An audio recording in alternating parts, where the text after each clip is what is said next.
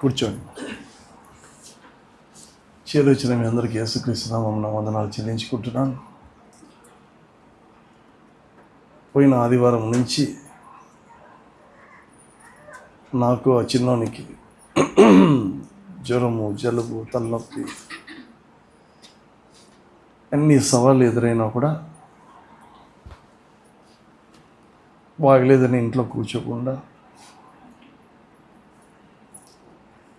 కదా, ఇప్పుడు ఎవరైతే రాలేదో వాళ్ళకి ఫోన్ చేసి అడుగుతాం, ఏం రాలేదంటాడు, బాగలేదంటారు.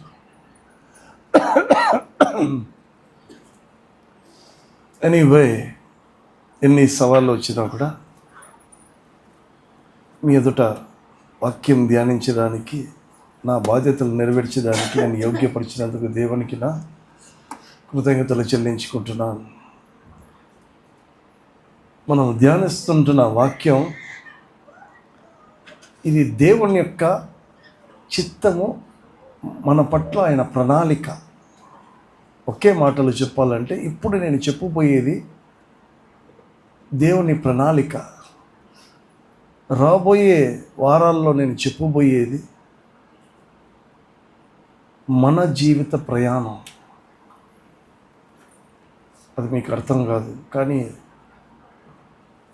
నిన్న కూడా నిర్మలత అంటున్నాను, ఎందుకు దేవుడు నాకు ఇన్ని ఇస్తున్నాడు, వై? ఇది ఒక చిన్న సండే స్కూల్ కథ. ఇది దీంట్లో ఎన్ని మర్మాలు ఉన్నాయని నాకు తెలియదు. పొద్దున కూడా నేను ఈ ఇచ్చిన మర్మాలు సంఘానికి మీకు చెప్పడానికి నాకు ఇస్తున్నాడు. మీరు దాన్ని అర్థం చేసుకునే నడిపింపు వారికి కూడా దయచేయని ప్రార్థన చేసుకున్నా. ఎనీవే, మనం ధ్యానించిన వాక్యాలు ఏంటంటే 9 గంటలకు, 12 గంటలకు, 3 గంటలకు, 5 గంటలకు, 6 గంటలకు, ఈ ప్రకారంగా ఆయన పొలములో ఆయన పని ఇచ్చినాడు. ఇచ్చినప్పుడు ఆయన ద్రాక్ష తోటలో పని ఇచ్చినప్పుడు ఆఖరిగా 1 గంట వచ్చి పని చేసిన వారికి, ఉదయం నుంచి ఎండలో కష్టపడిన వారికి 1 దినారమే ఇచ్చాడు. అలా ఇచ్చినప్పుడు ఆ మొదట వచ్చిన వాడు నాకంతే, ఇప్పుడు వచ్చి పని చేసిన వాడిని కూడా అంతేనా అని వాడు ఎదురు తిరుగుతున్నాడు. యజమానుని మీద తిరుగుబాటు చేస్తుంటున్నాడు, ఎదురు చేస్తున్నాడు. ఈయన అంటున్నాడు, నేను న్యాయమే చేస్తున్నాను కదా, నా సొమ్ము నా ఇష్టము, మీకెందుకు కడుపు మంట? ఈ కడుపు మంట అనేది ఎక్కడి నుంచి ప్రారంభించబడిందంటే, ఆకాశమందు ఆసీనుడైన వాడు ఆయన ప్రతిష్ట పర్వతం మీద సంచరిస్తున్నప్పుడు ప్రధాన దూతగా నియమించబడిన కేరేబును, వానిలో ప్రారంభించబడింది ఈ కడుపు మంట. ఎలా? నేను ప్రధాన దూతను, నేను అభిషేకించబడిన కేరేబును, కాలుచున్న రాళ్ళ మధ్యలో సంచరించేవాడును, దేవుని యొక్క ప్రతిష్ట పర్వతం మీద నేను సంచరించేవాడిని, నాకు ఆ సింహాసనము నాకు కావాలి, అది ఆయన దగ్గర ఉందని కడుపు మంట. హల్లెలూయా. ఈ మాటను గుర్తుపెట్టుకోవాలి. ఎందుకు ఇది మాట నేను గుర్తు చేసుకున్నానో తెలియదు, కానీ ఈ మాట నాకు రాబోయే మాటలలో ఇట్ విల్ బి హెల్ప్ఫుల్. అక్కడి నుంచి త్రోయబడ్డాడు, మంచిది. అక్కడ ప్రారంభించబడింది కాబట్టి కడపటివాడు మొదటివాడు కడపటివాడు అయి ఉన్నాడు, మంచిదే. ఈ కడపటివాడు ఎవరు, మొదటివాడు ఎవరు అనే మాటకు మనం వచ్చినప్పుడు కొత్త వాక్యమును మనం ధ్యానించాము. లూకా 15 నుంచి. మరియు ఆయనకు ఇట్లా, నేను ఒక మనుషునికి 2 కుమారులు ఉన్నారు. ఇది కూడా మనకు తెలుసు, ఇది సండే స్కూల్ కథ. హల్లెలూయా. ఆ చిన్న కుమారుడు వచ్చి నాకు సంబంధించిన నా ఆస్తిని నాకు ఇమ్మని అడిగినప్పుడు అతడు వారికి తన ఆస్తిని పంచిపెట్టెను అని ఉంటుంది. వారికి అడిగింది ఒక్కడే, అడిగింది చిన్న కుమారుడే, కానీ అక్కడ రాయబడింది అతడు వారికి తన ఆస్తిని పంచిపెట్టెను. హల్లెలూయా. వారికి చెందిన వారు కూడా కొంతమంది ఉన్నారని అర్థం. ఎవరికి చెందినవాడు? ఆ చిన్న కుమారునికి చెందిన మనస్సు, ఆ వైఖరి కలిగిన వారు కొంతమంది ఉన్నారు. వారికి కూడా పంచిపెట్టాడు. ఏంది పంచిపెట్టాడు ఆస్తి అంటే? నీతిమంతుడికిని, చెడ్డవారికిని, మంచివారికిని, నీతిమంతుడికిని, అవినీతిమంతునికి ఆయన వర్షము కురిపిస్తుంటున్నాడు, ఎండను సూర్యుని ఉదయింప చేస్తున్నాడు.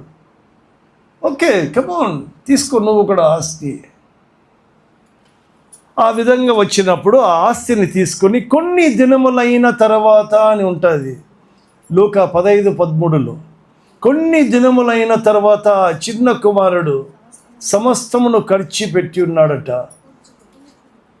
కూర్చుకొని దూరదేశానికి ప్రయాణమైపోయాడు. ఎప్పుడు పోయాడు దూరదేశానికి? కొన్ని దినములైన తర్వాత. హల్లెలూయా. మీకు కూడా చెప్పానా? ఈ మధ్యలో నా ఫ్రెండ్ ఒకడు వచ్చాడా. సో ఒక 1 వీక్ గ్యాప్, మళ్ళీ ఈ చర్చ్ యానివర్సరీ, మళ్ళీ ఈ మా ఫ్రెండ్ రావడం, ఆ గ్యాప్, దాని తగ్గట్టుగా ఈ అనారోగ్యం ఉంది. వాక్యం ధ్యానించడానికి అసలు తల్ల ఏమీ లేదు నా దగ్గర. ఎందుకు? ఆ కంటిన్యూటీ పోయింది. పోయిన వారం కాకుండా అంతకు ముందు వారము నేను ధ్యానించాను. అక్కడి నుండి నాకు ఏమైపోయింది, ఈ వారం నా ఫ్రెండ్ చెప్తున్నాడులే. సో ఈ కంటిన్యూటీ పోయింది. మధ్యలో ధ్యానిద్దామంటే అనారోగ్యం, బాగలేదు, జ్వరం. ఓకే, తీరా నిన్న మొన్నట్లో అసలు ఇది రావడం లేదు. ఎందుకు రావడం లేదు? ఆ కంటిన్యూటీ మిస్ అయింది, దూరం.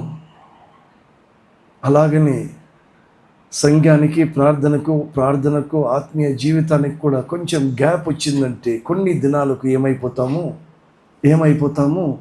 దూర దేశమునకు ప్రయాణం అయిపోతాము. హల్లెలూయా. ఒక్క మాట అయితే 15-16 చదివి చూడండి. వాడు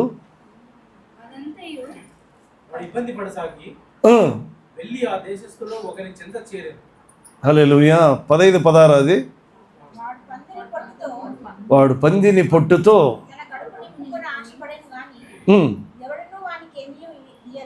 ఎవడును వానికి ఏమీ ఇవ్వలేదు. ఏమైపోయాడు? దూరం అయిపోయాడు. తండ్రి యొక్క సమృద్ధి నుంచి దూరం అయిపోయి ఎక్కడికి దిగిజారిపోయాడు? పందెల పొట్టు తినడానికి. అక్కడ ఎవడే కానీ వానిని పట్టించుకోలేనంత స్థితికి వాడు దిగిజారిపోయాడు. మరి 17, 18, 19 చూసినట్లయితే వానికి బుద్ధి వచ్చినప్పుడు, ఆ గ్రహింపు కలిగినప్పుడు వాడు తిరిగి లేచి వారి తండ్రి ఇంటికి వస్తున్నాడు. 15-20 ఇక్కడి నుంచి వాక్యం ధ్యానిద్దామండి.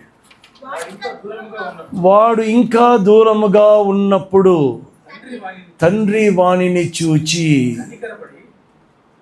చాలండి, వాడు ఇంకా దూరంగా ఉన్నప్పుడు తండ్రి వానిని చూచి,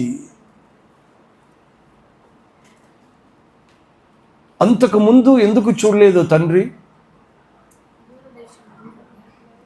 వాడు దూర దేశమునకు పోయాడంటే వాడు దేవుని యొక్క కను దృష్టికి దాటి మించిపోయాడు. హల్లెలూయా. దేవుడు చూడలేనంత దూరానికి వెళ్ళిపోయాడు. యెషయా 59:1-2.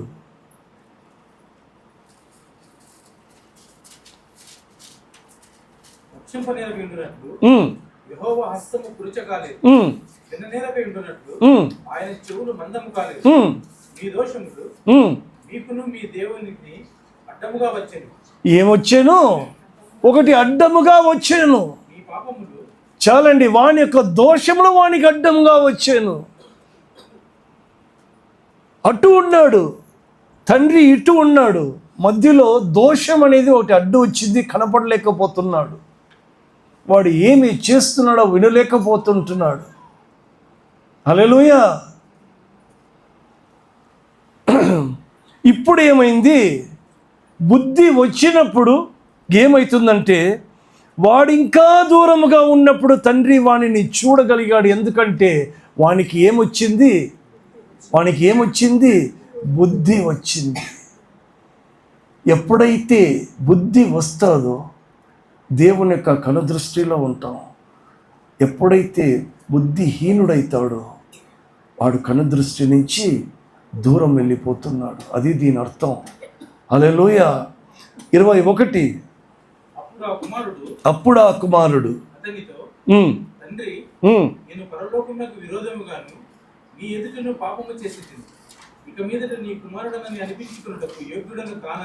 ఇక్కడ తను ఏదో చెప్పాలనుకుంటున్నాడు. 1 పేతురు 4:8. 1 పేతురు 4:8. ప్రేమ అనేకమైన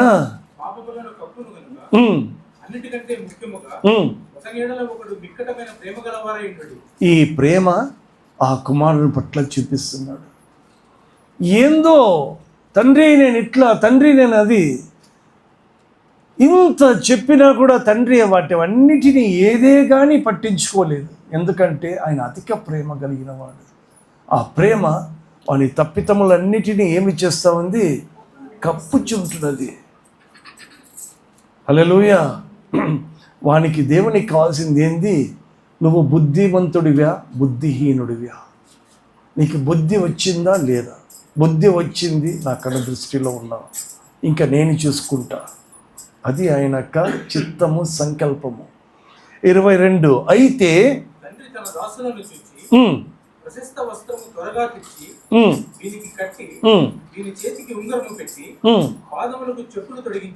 చాలండి. ప్రశస్త వస్త్రము, యెషయా 61:10.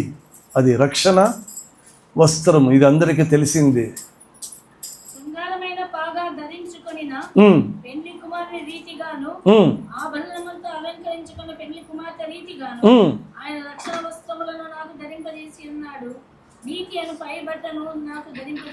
ఓకే. చేతికి ఉంగరము, లూకా 10:19. లూకా 10:19.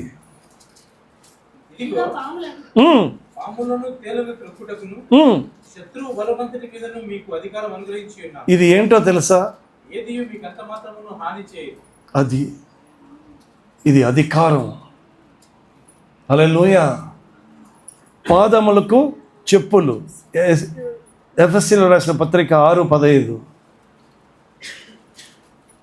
పాదములకు సమాధాన సువార్త వలనైన సిద్ధ మనస్సును జోడు తొడుగుకొని. అదండి, ఏం జోడులు అవి? సిద్ధ మనసు అనే సమాధానకరమైన ఇవి. ఇవి వానికి అవసరమా?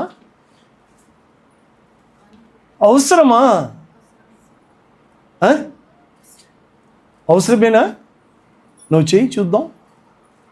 సపోజ్ ఆలేను మన ఆస్తి అంతా తీసుకుని పోయేసి మళ్ళీ వచ్చినాడు అనుకో, ఇవన్నీ చూద్దాం, ఇస్తామా?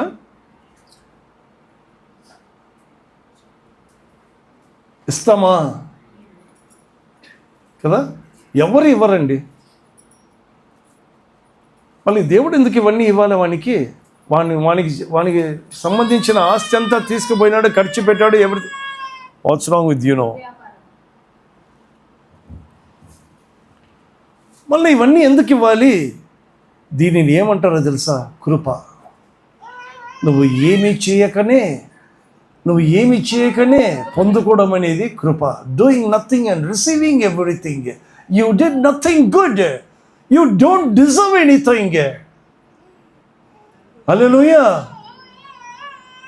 వీటిని పొందుకోవడానికి యోగ్యత లేకపోయినా కూడా, యోగ్యుని కాకపోయినా కూడా అవి ఇస్తున్నాడంటే అదే దేవుని యొక్క కృప. ఆ కృప ఎలా ఉంటుందండి? ఎఫెసీయులకు రాసిన పత్రిక 2:8.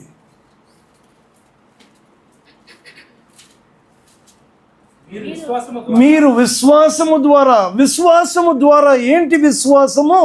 నా తండ్రి ఇంట్లో సమృద్ధి ఉన్నది, ఇక్కడ నేను పందిలో పొట్టు తింటున్నాను,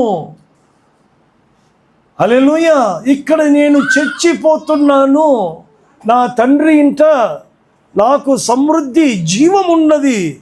ఇది విశ్వాసం. విశ్వాసము ద్వారా పోని ఇంకొక మాట అంటాను, నేను ఎవడు విశ్వసించమన్నాడు? ఆయన చెప్పాడు నన్ను విశ్వసించమని. కమోన్, దేవుడు నన్ను విశ్వసించమని అడిగాడా? లేదే. నా దగ్గర ఉన్నావు, నువ్వు పోయావు, పో. కానీ అక్కడికి ఇక్కడికి నీకు ఆ తేడా తెలుసు కదా. అక్కడ పందిల పొట్టు తింటున్నాడు, ఎవడు నీకు తోడు ఒక్కడు కూడా లేదు. నా ఇంట ఎవరున్నారు? సమృద్ధి ఉంది, జీవం ఉంది, అనేకమైన పనివారు ఉన్నారు. కాబట్టి నువ్వు విశ్వసిస్తుంటున్నావు. ఆ విశ్వాసము ద్వారా నిన్ను దగ్గరకు తీసుకున్న కృప ద్వారా మీరు ఏమై ఉన్నారు? రక్షించబడి ఉన్నారు. అది మీ వలన కలిగినది కాదు, ఇది దేవుని వరమే. ఆ వరము ఏంటో తెలుసా? దేవుని కృప. ఇప్పుడు మనం ఎక్కడ ఉన్నామో తెలుసా? దేవుని కృపలోనే. ఎవడే కానీ దీంట్లో అతిశయపడడానికి 9 కూడా చదవండి. అది క్రియల వలన కలిగినది కాదు గనుక ఇది కదా, ఎవడును వాని యొక్క క్రియలను బట్టి కాదు. ఇది నీ విశ్వాసం అంతే. విశ్వాసం ఎందుకు? నువ్వు చచ్చిపోతున్నావు కనుక. పందుల పొట్టు తిని నువ్వు చచ్చిపోతున్నావు, నేను గుర్తు చేసుకున్నావురా. నువ్వు వచ్చావు కనుక నేను కృప ఇస్తున్నా. అది నీ క్రియల వలన కలిగినది కాదు. నువ్వు అతిశయపడ్డానికి వీలు లేదు. 23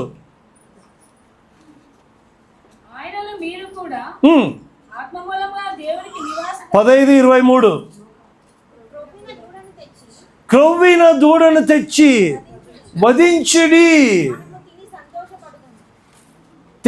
వధించుడి, మనము తిని సంతోషించుదము. హల్లెలూయా. ఎందుకండి?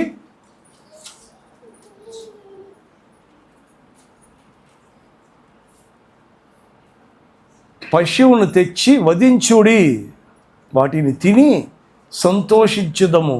ఎందుకు? 15:24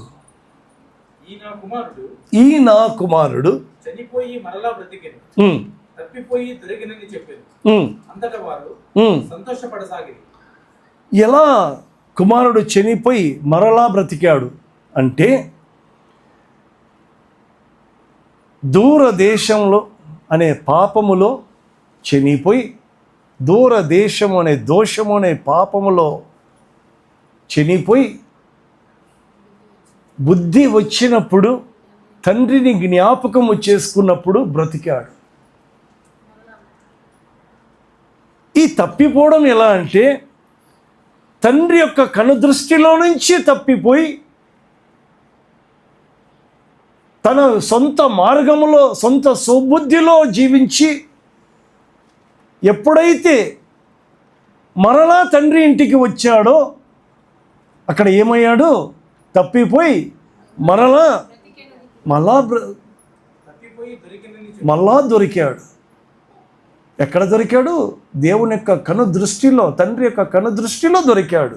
ముందు ఏమైపోయాడు? దేవుని యొక్క కనుదృష్టిలో తప్పిపోయాడు, ఇప్పుడు దొరికాడు. మంచిది. వాడు ఇంకా దూరంగా ఉన్నప్పుడు,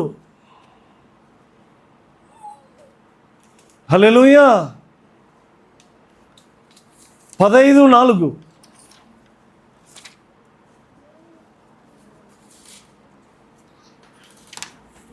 ఈ మీలో ఏ మనుషునికైనను 100 గొర్రెలు కలిగి ఉండగా ఉమ్, వాటిలో ఒకటి తప్పిపోయిన ఎడల ఉమ్, అతడు 99 అడవిలో విడిచిపెట్టి తప్పిపోయినది దొరకు వరకు దానిని వెదక వెళ్ళడా.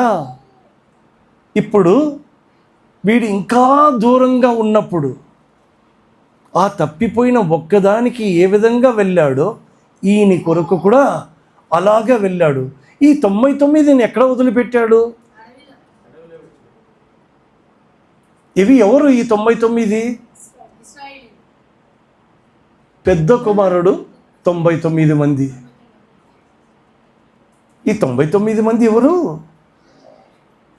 ఇశ్రాయేలీయులు. ఎక్కడ వదిలిపెట్టాడు? అడవిలో. ఎవరి కోసం పోయాడు? ఆ ఒక్క తప్పిపోయిన వాడి కొరకు. వాడు ఎక్కడున్నాడు? దూరంగా ఉన్నప్పుడే ఆ తండ్రి కనుదృష్టిలో కనపడినప్పుడు ఇతను వెళుతున్నాడు. మరి ఈ 99 ఏమంటున్నాయి చూద్దాం. 25, 26, 27. అప్పుడు అతను పెద్ద కుమారుడు. అప్పుడు ఆ 99 మంది ఆ యొక్క పెద్ద కుమారుడు పొలములో ఉండేను, అడవిలో ఉండేను.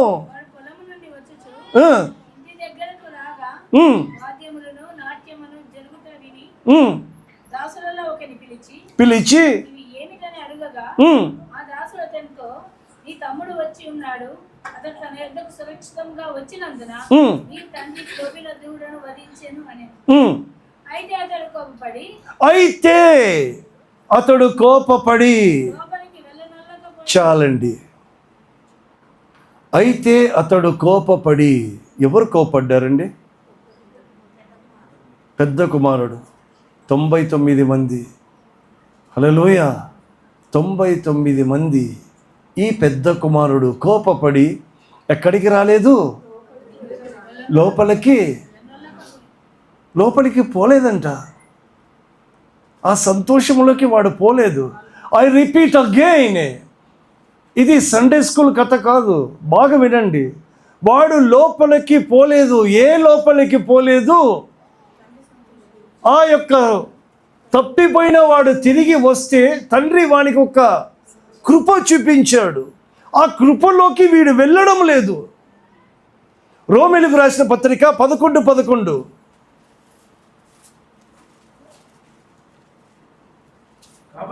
కాబట్టి నేను అడుగునది ఏమనగా, వాడు పడిపోనట్టుగా తొట్టిల్లిరా అంటే ఎవడు? వారు ఎవరు? ఆ 99 మంది, ఆ ఇశ్రాయేలీయులు. అట్లా అనరాదు.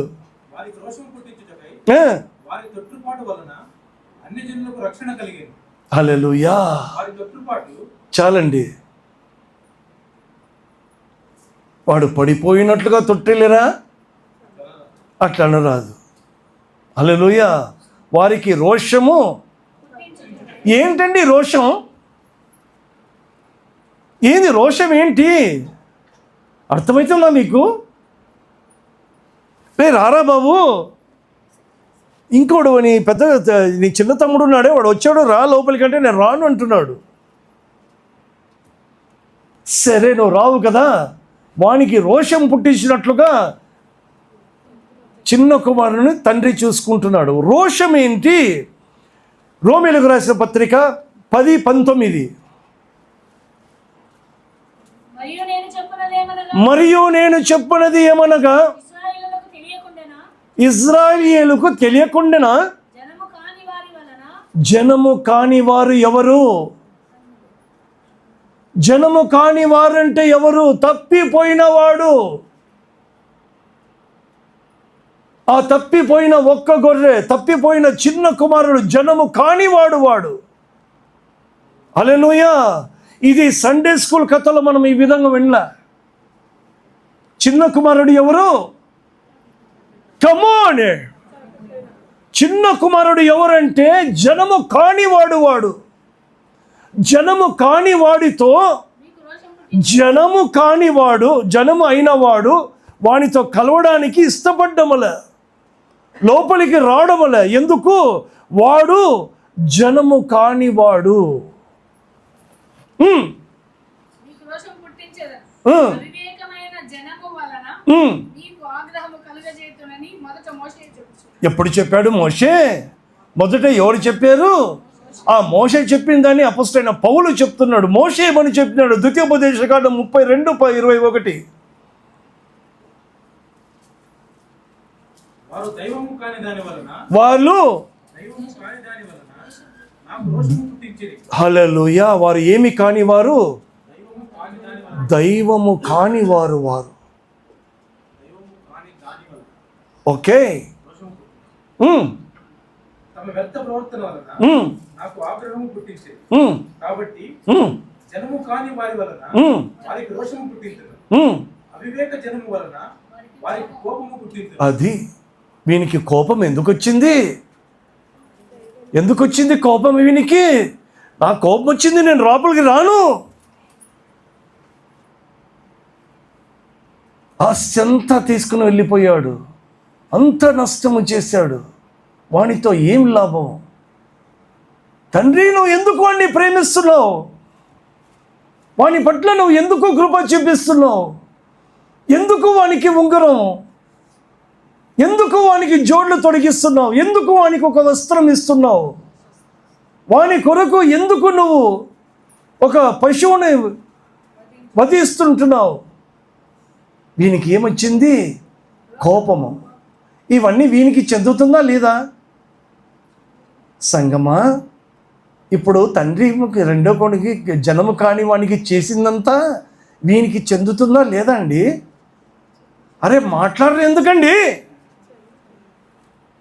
చేసిందంతా రెండో వానికి చెందుతుందా లేదా? చెందదు. నాకు ఇవన్నీ అవసరం లేదు. ఎందుకు? చూడండి, లూకా రాసిన సువార్త 15:7. లూకా రాసిన సువార్త 15:7. అటువలే మారు మనసు అక్కరలేని 99 నీతిమంతుల విషయమై కలుగు సంతోషము కంటే మారు మనసు పొందు. అది కథ. హల్లెలూయా. ఇది సండే స్కూల్ కథనండి. ఏమ్మా?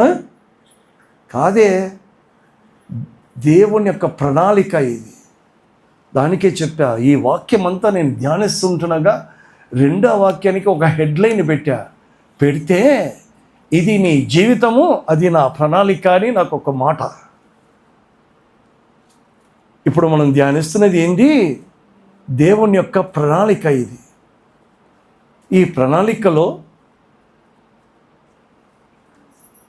పెద్ద కుమారుడికి మారు మనసు అక్కరలేదు, చిన్న కుమారునికి మారు మనసు బుద్ధి అవసరం. హల్లెలూయా. సరే,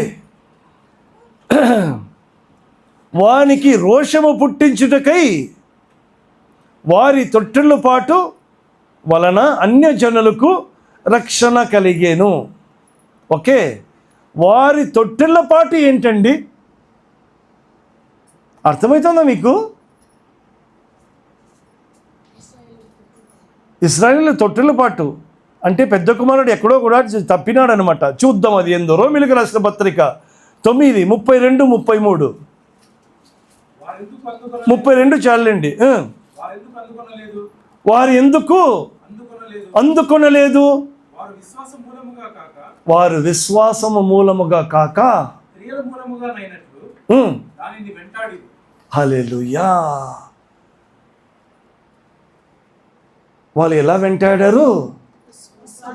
ఏమండి డానీ, నేను అడిగే ప్రశ్న మీకు అర్థమవుతుందా? వాడు ఎలా వెంటాడలేదు? మా నిర్మల బాగా చదువు. కాక వాడు చిన్నవాడు ఎలా? వాడు విశ్వాసం మూలంగా ప్రయాణము చేశాడు, వీడు క్రియల మూలంగా ప్రయాణం చేశాడు గనక వీడు త్రొట్టెళ్ళు పట్టాడు. ఏమైపోయాడు? వీనికి ఏంది అతిశయం అంటే వాడు నా తండ్రి. ఓకే, నేను పెద్ద విశ్వాసం ఏం చూపాల్సిన అవసరం లేదు, నేను నా తండ్రి ఒకటి అనుకున్నాడు. వాడు పందుల పొట్టు తిన్నాడు. తండ్రి యొక్క సామర్థ్యము, సమృద్ధి తెలుసుకొని విశ్వాసముతో వాడు వచ్చాడు. వీడు ఎలా వస్తున్నాడు? వారు అందుకోలేదా? ఎందుకని లేదు? వారు కాక వీనికి క్రియ ఉంది, వానికి విశ్వాసం ఉంది. దేవునికి కావాల్సింది బుద్ధి. కాబట్టి వీడు తొట్టెలు పాటు. సరే, ఇంకా వీని కథ అంతేనా? ఇజ్రాయేల్ కథ అంతేనా అని ఒకటి అడుగుతున్నారు. అపొస్తలుల కార్యము 1:6-7 చదివి చూడండి. కాబట్టి వారు కూడి వచ్చినప్పుడు ప్రభువా ఈ కాలమందు రాజ్యమును మరలా అనుగ్రహించదవా అని ఆయనను అడుగగా ఆయన కాలములను సమయములను తండ్రి తన స్వాధీనమును ఉంచుకొని ఉన్నాడు. వాటిని తెలుసుకున్న మీ పని కాదు. హల్లెలూయా. అర్థమైందండి? అర్థమవుతోందండి యవనస్తులారా? ఓకే, మనకు కావాల్సింది ఏంది? క్రియలు కాదు. మనకు కావాల్సింది క్రియలు వద్దు. మనకి ఏం కావాలి? ఏది కావాలి? ఏది చేసినా కూడా తండ్రి ఇంటికి నువ్వు విశ్వాసంగా చేయాలి. ఎందుకు చేయాలి? ఆయన దగ్గర సమృద్ధి ఉంది, సామర్థ్యము ఉంది. నా దగ్గర అవి లేవు. మరి ఇజ్రాయేల్ కథ ఏంది? అది నీకు అనవసరం. అంతేనండి? వాక్యం అదేనా అంటుంది? ఇవన్నీ సరిగ్గా మనకే ఏమండి ప్రదీప్ గారు, ఇవన్నీ మనం ఎంత బీటీహెచ్లు, ఎంటీహెచ్లు, ఎన్ని టచ్లు చేసినా కూడా క్రైస్తవునికి సరిగ్గా అర్థం కావడం లేదు. ఇది ఒక్కొక్కరికి ఒక్కొక్క ఆలోచనలు వస్తే ఉన్నది. అది ప్రతి దినము కొత్తగానే ఉంటున్నాయి. అవునా కదా?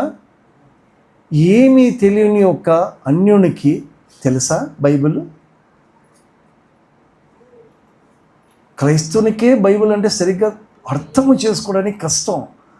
అన్యునికి అర్థమవుతుందే కాదు. వానికి కానప్పుడు ఏదో మాట్లాడతాడు. మాట్లాడితే క్రైస్తవుడిగా డిబేట్కి ఎందుకు పోవాలండి? ఎందుకు పోవాలి డిబేట్కు? వానికి తెలియదు, మాట్లాడుతున్నాడు, మాట్లాడుకొని. హల్లెలూయా. డిబేట్కు పోయి వాడిని నువ్వు రక్షించుకోగలుగుతావా? చేయలేవు. ఇదే అండి మనం క్రైస్తవుడు చేసే. నిన్న ఒక న్యూస్ చూస్తూ ఉన్నప్పుడు కడపలో, తెలుసా ప్రదీప్? ఏంటి ప్రదీప్ అది? ఎంత వైరల్ అవుతుందో తెలుసా? వాళ్ళ క్యాసెట్లు అంతా వేసుకొని బిషప్లు, పాస్టర్స్ అందరూ, మెయిన్ లైన్ చర్చ్ పాస్టర్స్ ఆస్తి కొరకు అక్కడ ఉంటున్న మిషన్ స్థలాల కోసం, ప్రాపర్టీ కోసం ఒకరినొకడు కొట్టుకుంటున్నారు. ఇదే అండి క్రైస్తవులది. వాడు అంటున్నాడు పక్కనొకడు, వీళ్ళు బయటికి మాత్రం ఏదో చెప్పుకుంటున్నారు, లోపల మాత్రం వీళ్ళ కథలంతా ఇంతే, మనకైనా దరిద్రం వీళ్ళదే అంటున్నాడు. హల్లెలూయా. కాబట్టి ఇజ్రాయేలీయులకు రాజ్యము ఎప్పుడు ఇవ్వబోతున్నాడు, ఎలా ఇవ్వబోతున్నాడు అనేది మనకి కథ కాదు. ఇది మనకు తెలుసుకున్నటకు మన పని కాదు. ఆయన ఎప్పుడు ఇవ్వాలో అప్పుడు ఇస్తాడంట. ఓకే, అది చదివేశారా పూర్తిగా? వాటిని తెలుసుకున్నట మీ పని కాదు. అయినను పరిశుద్ధాత్మ మీ మీదికి వచ్చినప్పుడు చాలండి. సరే, అపోస్తలుల కార్యం 2:22-23. ఇశ్రాయేలీయుల వారలారా, ఈ మాటలు వినుడి. దేవుడు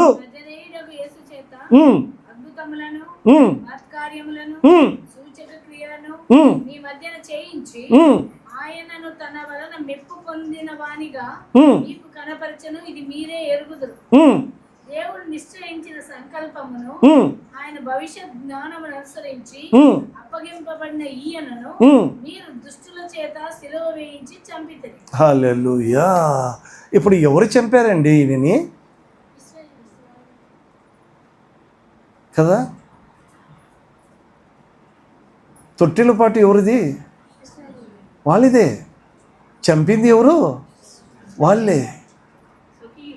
కానీ వాళ్ళు అలా చేయడం ఏమైందంట? వాళ్ళు అలా చేయడం ఏమైంది? మంచిదైందంట. హల్లెలూయా. 23 కూడా చదివేశారా? దేవుడు నిశ్చయించిన సంకల్పం ఉమ్, ఆయన భవిష్యత్ జ్ఞానమును అనుసరించి ఉమ్. అప్పగింపబడిన ఈయనను మీరు దుష్టుల చేత సిలువ వేయించి చంపితిరి. చంపితిరి గనుక 15:28 చదవండి. ఇప్పుడు రెండవ భాగం. గనుక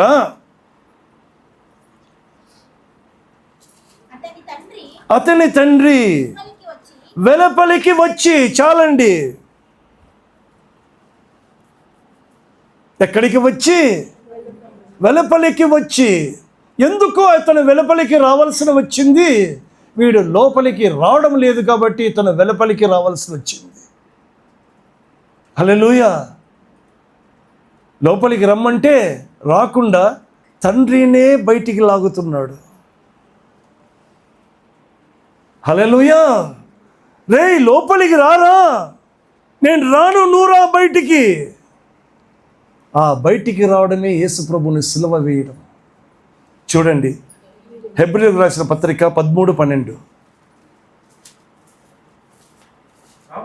కావున యేసు కూడా తన స్వరక్తము చేత ప్రజలను పరిశుద్ధపరచుటకై గవిని వెలుపట శ్రమ పొందెను. ఎవరు చంపారు? ఇజ్రాయేలీలే దుష్టుని చేతికి అప్పగించి చంపాడు. ఎందుకు ఆయన వెలుపల, ఆ గవిని వెలుపలికి ఎందుకు రావాల్సి వచ్చింది? నువ్వు లోపలికి రాలేదు కనుక నేను బయటికి రావాల్సి వచ్చింది. హల్లెలూయా. 15:28 ఆఖరి భాగం. లోపలికి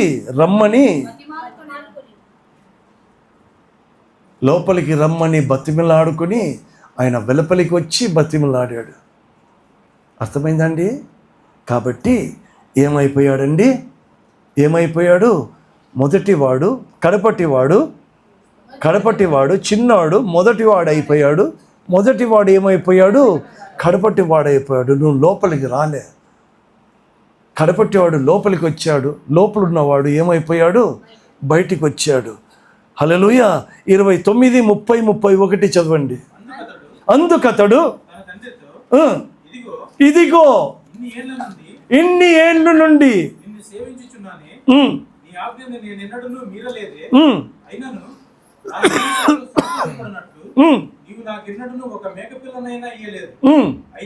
అయితే నీ ఆస్తిని వేశ్యలతో తినివేసిన ఈ నీ కుమారుడు రాగానే వీని కొరకు క్రొవ్విన పశువును వధించితివని చెప్పాను.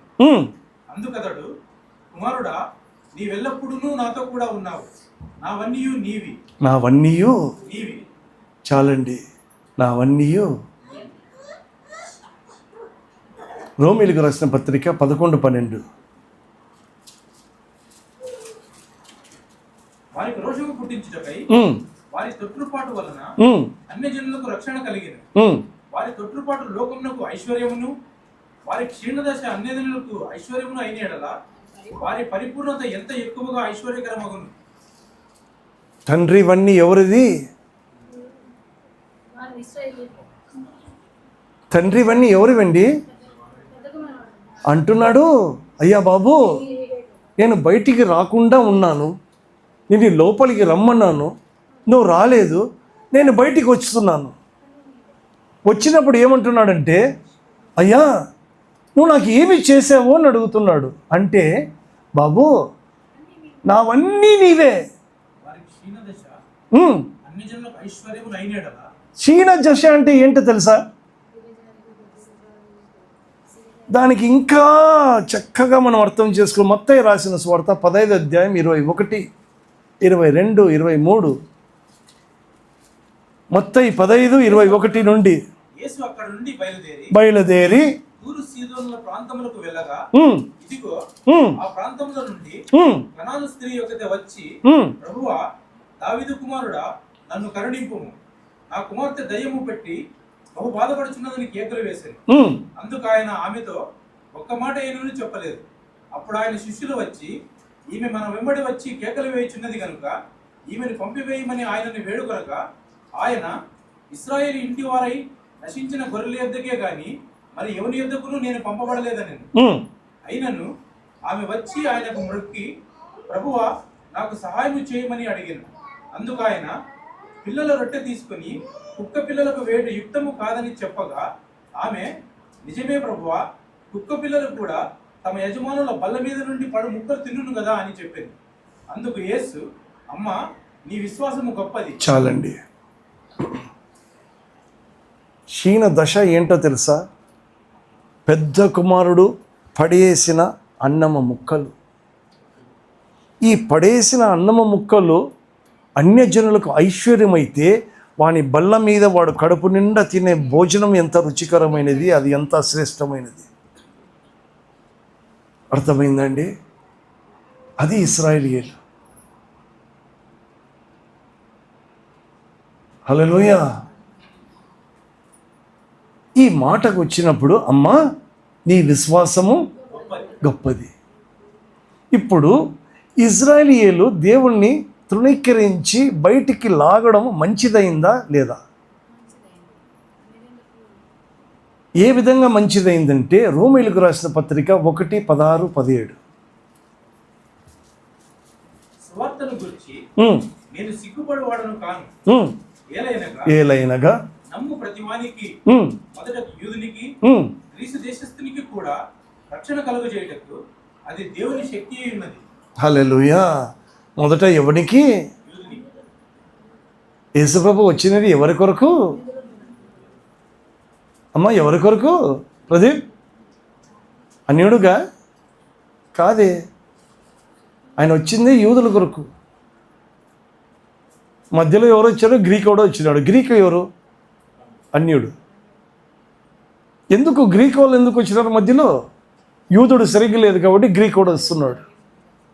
హల్లెలూయా.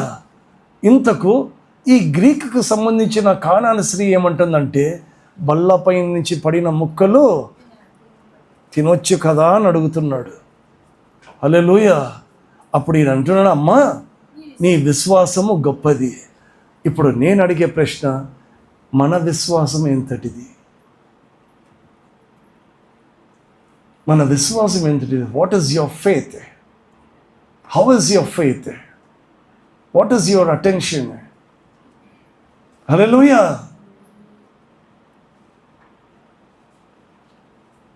అన్యుడు క్రియల మూలంగా కాదు రావాల్సినది. ఎలా రావాలి? విశ్వాసం మూలంగా రావాలి. ఇశ్రాయేలీయుడు ఎట్లా వచ్చినాడు? విశ్వాసము మూలముగా కాక క్రియల మూలంగా వచ్చినాడు. ఇప్పుడు మన విశ్వాసం ఏమిటి? విశ్వాసం లేకుండా దేవునికి ఇష్టడై ఉండుట కదా. మరి చిన్న కుమారులాగా నేను ఇష్టడై ఉన్నానా? కెబాని ఇష్టడై ఉన్నామా? లేకపోతే క్రియలా? సంగమా? క్రియలా? విశ్వాసమ్మా? క్రియలంటే ఎత్తపడే సంఘంలో నేను ఉండను. క్రియలంటే ఎత్తబడే సంఘం ఎత్తబడతాను, కానీ రహస్యంగా నేను ఎత్తబడను. విశ్వాసము మూలంగా వచ్చినవాడే, దానికే చెప్పినాను కదా, కడపటివాడు మొదటివాడు అవుతున్నాడు, మొదటివాడు కడపటివాడు అవుతున్నాడు. ఇశ్రాయేలీయులు ఎవడో ఎత్తపడాడు, వాడు ఎత్తబడతాడు. ఎప్పుడో తెలుసా? మత్తయి అపొస్తల కార్యం 13:46.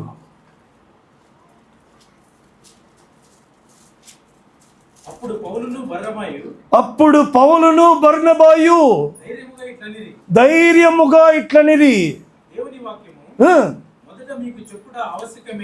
మొదట అయ్యా బాబు, క్రియలున్నాయి నీవి, విశ్వాసము లేదు. నీకు చెప్పడము ఆవశ్యకమే. అయినను మీరు దానిని త్రోసివేసి మిమ్మును మీరే నిత్య జీవమునకు అపాత్రులుగా ఎంచుకొనిచున్నారు. గనుక ఇదిగో మేము అన్యజనుల యొద్దకు వెళ్ళుచున్నాము. హల్లెలూయా. ఏలయనగా నీవు భూదిగంతముల వరకు రక్షణార్థముగా ఉండినట్లు నిన్ను అన్యజనులకు వెలుగుగా ఉంచి ఉన్నాను అని ప్రభువు మాకు ఆజ్ఞాపించినందుకు అన్యజనులు ఆ మాట విని సంతోషించి దేవుని వాక్యమును మహిమపరిచిరి మరియు నిత్య జీవమునకు నిర్ణయింపబడిన వారందరూ విశ్వసించిరి. హల్లెలూయా. ఇప్పటికీ సువార్త ఎవరికో తెలుసా? క్రియలుగా ఉంటున్న వారికి. నువ్వు ఇశ్రాయేలీయుడు అయినా ఉండు, నువ్వు మొదటి కుమారుడు అయినా ఉండు, నువ్వు రెండవ కుమారుడు అయినా ఉండు, నీకు క్రియలు చెప్పున కాకుండా విశ్వాసము మూలంగా నువ్వు రావాలి. వస్తే ఆ రహస్య రాకడలో నువ్వు సిద్ధపడి ఉంటావు. నీ విశ్వాసం ఎట్టిది? నీకు విశ్వాసమా క్రియలా? అవునా? చాలా ఇంపార్టెంట్ ఏంటో తెలుసా? 1 పేతురు 1:12.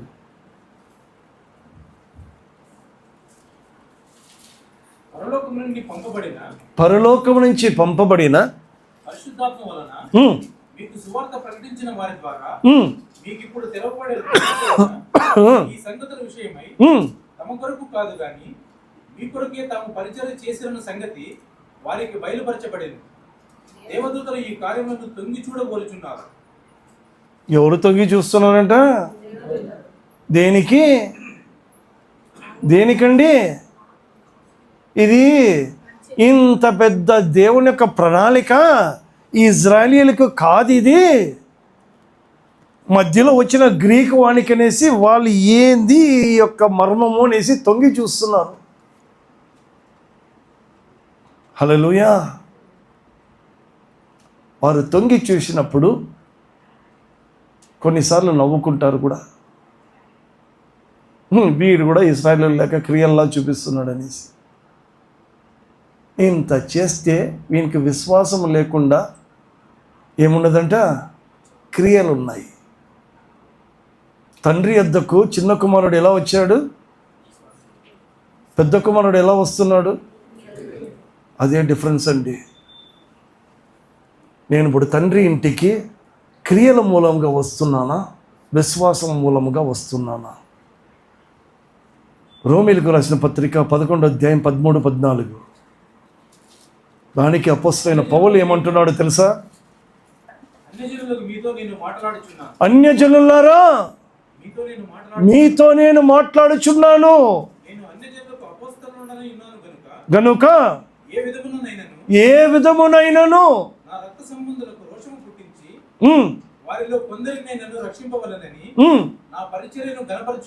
హల్లెలూయా. ఏమంటున్నాడు తెలుసా? అయ్యా బాబు, అన్యజనులారా ఈ స్వార్థ నేను మీకే చెప్తున్నాను, ఎందుకంటే మీకు విశ్వాసం. ఓకే, ఇది చెప్తూ నా రక్త సంబంధికులు ఉన్నారు కదా యూదులు, వారు కూడా ఎక్కడో ఒకరో ఇద్దరో ముగ్గురో ఏమన్నా రక్షించబడతారని నా యొక్క పరిచర్యను నాకు నేను గణపరుచుకుంటున్నాను అంటున్నాడు. ఆయన గణపరుచుకున్నట్లుగా నా క్రియలు కాకుండా నా విశ్వాసం ఉందా? విశ్వాసము కాకుండా క్రియలు నాలో ఉందా? దీంట్లో ఇశ్రాయేలీయుడు వేరు కాడు, యూదులు గ్రీకులు కాదు. నీకు విశ్వాసమా క్రియనా? రెండే. ఎప్పుడు నువ్వు క్రియ అంటే నువ్వు పెద్ద కుమారుడివి, విశ్వాసం అంటే చిన్న కుమారుడివి. నువ్వు మొదటి వాడివా, కడపటి వాడివా? That matters everything. లూకా రాసిన సువార్త 15:32. మనము సంతోషపడి కదా. ఎందుకు?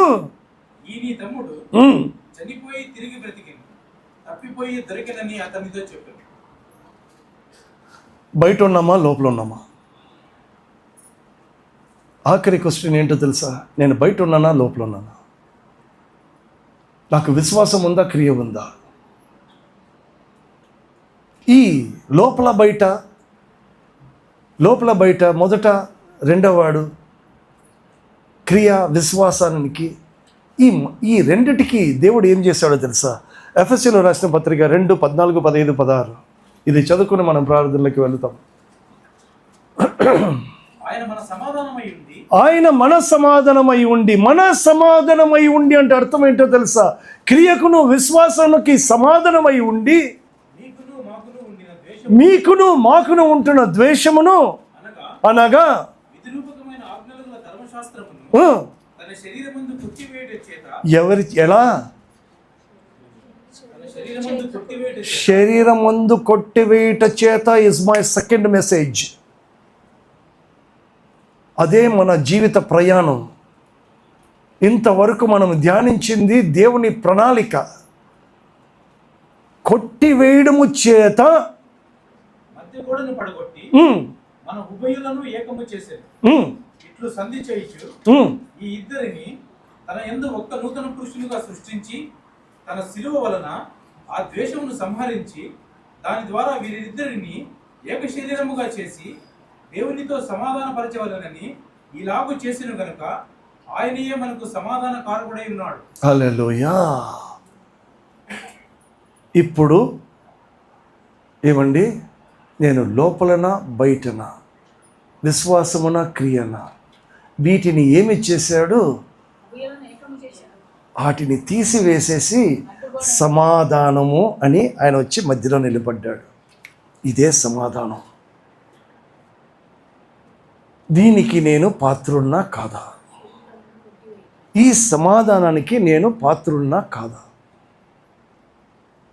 లేదా నేను అటు ఉంటే లోపల ఉన్నట్టు, ఇటు ఉంటే బయట ఉన్నట్టు, అటు ఉంటే విశ్వాసముగా నేను వచ్చాను, ఇటు ఉంటే క్రియల్లో ఉన్నాను. ఏంటి నా జీవితం? నా జీవితం ఏంటి? నా విశ్వాసం ఏంటి? నా ప్రయాణం ఏంటి? నేనేంటి? నా జీవితం ఏంటి? నా ప్రయాణం ఏంటి అనేది వచ్చినప్పుడు ఆయన శరీరం మందు కొట్టివేశాడు. ఆయన శరీరం ఎందుకు కొట్టివేయబడింది? Hallelujah. This is going to be my second message. ఆయన శరీరము ఏంటి? ఆయన శరీరం, ఆయన శరీరంలో కొట్టివేసిండకపోతే నాకు సమాధానకరమైన జీవితము లేదు. నేను సమాధానంగా ఉన్నానా లేనా? హల్లెలూయా. నేను సమాధానంగా ఉండడానికి కొరకే నన్ను జ్ఞాపకము చేసుకున్నట్టుకై దీనిని చేయడు అని చెప్పిన దేవుడి మాటలు మన వెనకడికి ఆశ్రయించి దీవించును గాక. ఆమేన్. ప్రార్థన.